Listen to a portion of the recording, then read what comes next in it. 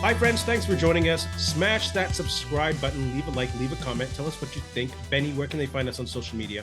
You can find us, Ray Benny Sports. We're on Twitter, Facebook, Instagram, everyone's favorite TikTok. Check us out, some good videos on there. And don't forget to check us out on Reddit. We're here to talk about CFL. This is week two. Of course, we're going to talk about our Winnipeg Blue Bombers, and we're going to talk about some pressing questions that each team is looking going into week two. And then we're going to look at some predictions in the matchup. So let's start off Winnipeg Blue Bombers versus the Riders in Saskatchewan. Bombers have had some pretty good luck in Mosaic Stadium. Position by position, head to head, who do you got in the QB matchup? Gotta take Zach Laros, no question there.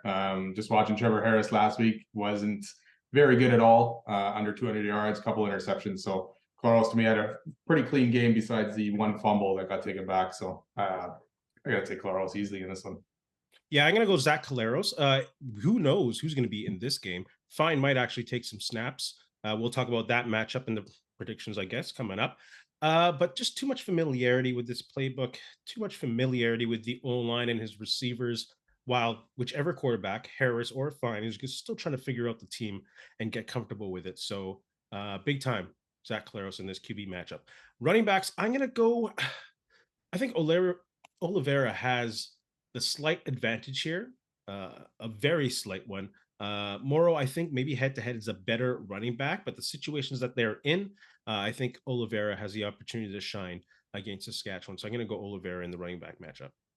Yeah, I'm gonna have to agree on that. And like you say, it's a close battle. Whereas Oliveira, the O line last week was pretty good for Oliveira for the Bombers, opening up holes, making those blocks, like we said, even Stanley and Brian getting downfield. You know, Morrow had a pretty good game, but a lot of it came late in that game against Edmonton. So Saskatchewan O-line and that whole offense is kind of still waiting to get together and gel. So I'm going to take Oliveira in this matchup. Who are you taking in the receivers matchup? Yeah, no question. I'm taking Winnipeg again in the receiver matchup here. Darrell Walker didn't practice. I didn't end up checking today if he practiced. I don't think he did either. So that's a big hit to them because after that, who's left there? Jake Winneke, Juwan Brescian. There's not a lot of star power there compared to what the Bombers have. So again, Dalton Schoen may be out too, but yeah, I'm still going to take Winnipeg in this one. Yeah, I think Bombers definitely have the advantage. Like you mentioned, Darrell Walker is out. They're missing Schaefer Baker, who was a great Canadian receiver. They still, no disrespect to Juwan Briscane. Mario Alfred's a great receiver, a great weapon, and Jake Weineke. That's still a good three receivers that you have going on there, but they don't have the chemistry that Caleros has with his receivers. So as of right now, I'm going to go with the Bombers. Yeah, better chemistry.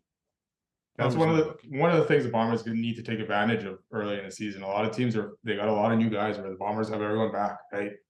Take advantage of teams right off the bat and get those early season wins because these teams they're all going to get better. Well, I can't say all of them, but a lot of them are going to get better, right? Oh yeah, the gap will narrow as the season goes on. How about O-line? Go ahead.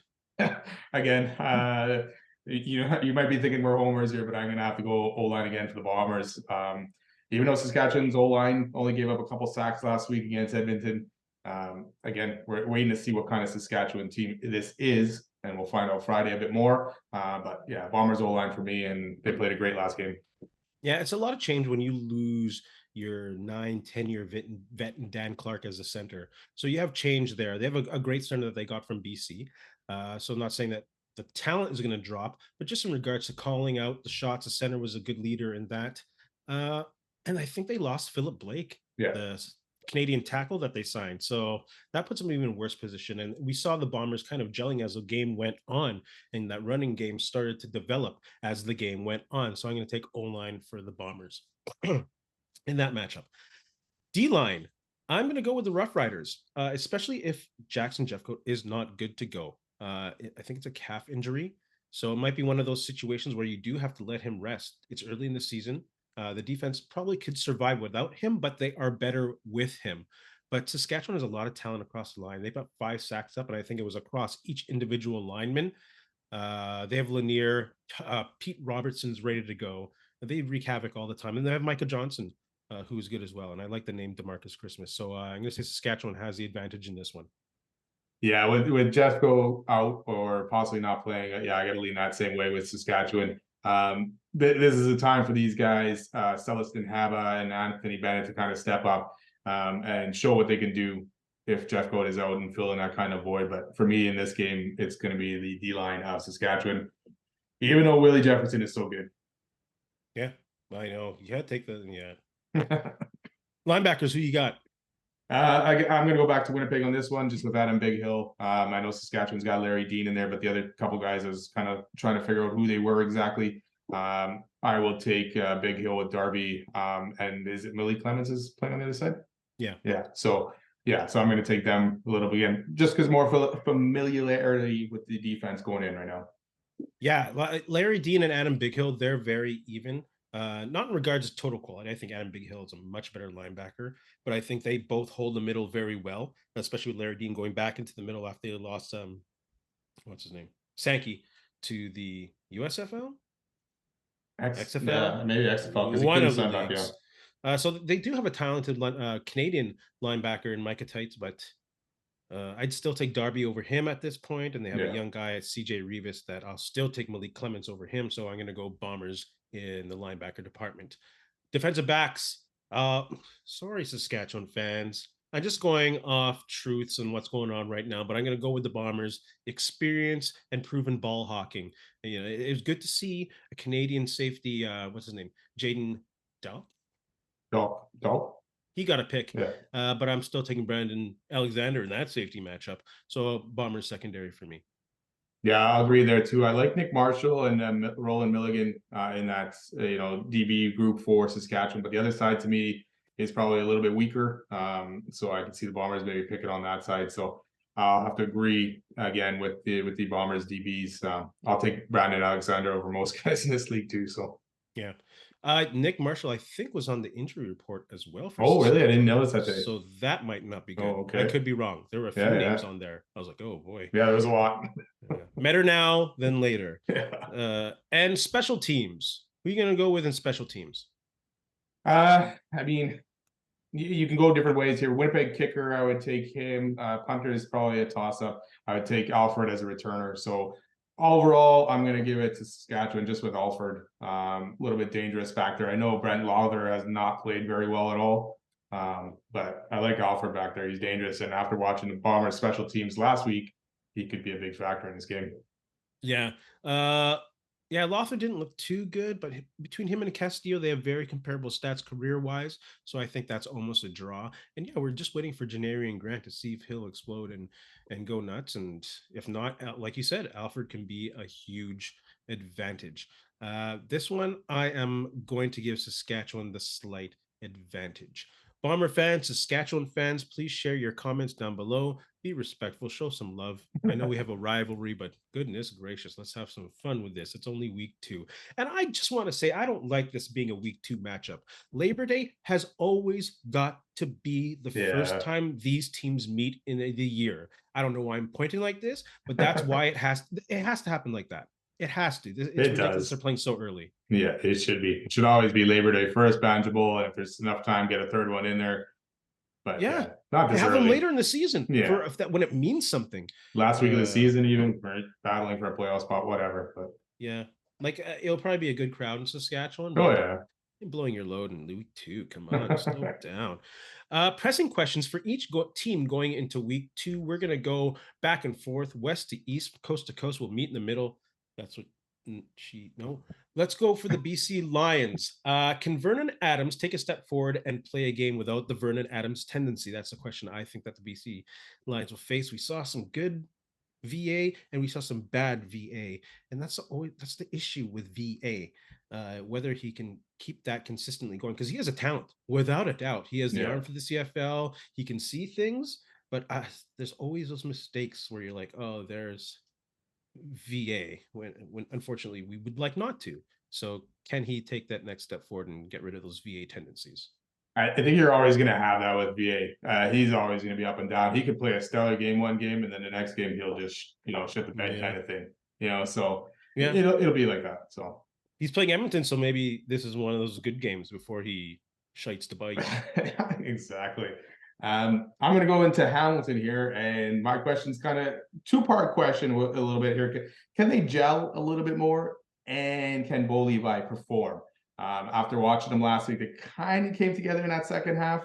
I don't know if that was more Bombers or Hamilton playing well, but Bo Levi missed a lot out there. So we'll see if he can pick it up and play a little bit better. Yeah. Yeah. Yeah, I think they can. Like, it'll take them a bit. There's a lot of new pieces there, especially for Bo Levi Mitchell. So I think they can, but it didn't look too encouraging last week. No, The offensive side of the ball, at least. The offensive side of the ball. Edmonton. Does Chris Jones know what he's doing? They can't win at home. They run it back with Tyler Cornelius, and they were invisible in the QB market. And they unsurprisingly can't execute a goal line play to pretty much win the game. They went with a ton of rookies, like double-digit roster change of starters. Do you think he knows what he's doing? I'm starting to question that as well, and I'm starting to think no as well. Like you say, the QB position, it was a big question mark. Cornelius looked bad. Ford didn't even get an opportunity in that. So if you didn't trust Ford at all, why would you not go after someone, one of these backups that had some what you call it, experience in the league, right? So yeah, I'm starting to question him as well. For me, Ottawa, can that offense get on track with Jeremiah Mazzoli without Jeremiah Mazzoli? Like I said last week or a couple days ago, I'm done with Nick Arbuckle, but it sounds like he's going to get the start again. That offense, I think, is going to struggle until Mazzoli comes back. Yeah, they absolutely need Mazzoli. They need Mazzoli. Oh my Yeah. goodness. Calgary, is Jake Meyer better than what he showed? Sure, I guess he can be better than what he showed. That was a complete disaster.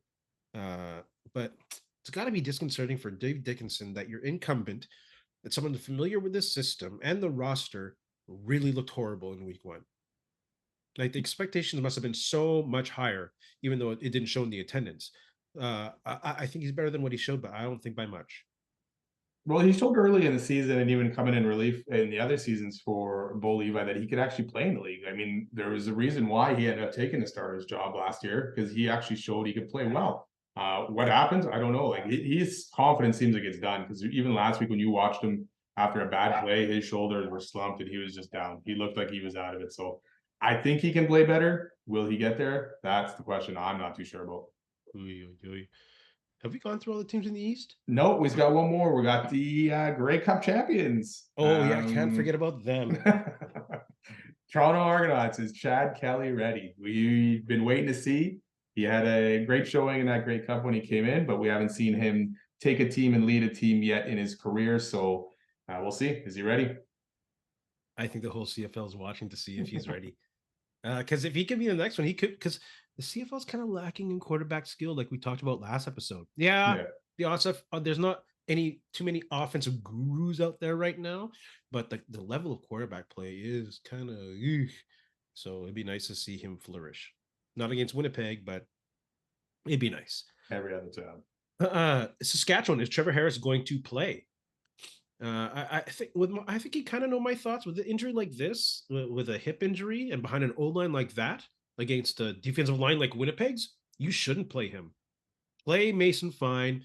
We know Craig Dickinson makes these horrible the decisions he makes boggles the mind. Why do you have this guy out at the end of the game running around wasting time? Yeah, like it's Dickinson, man.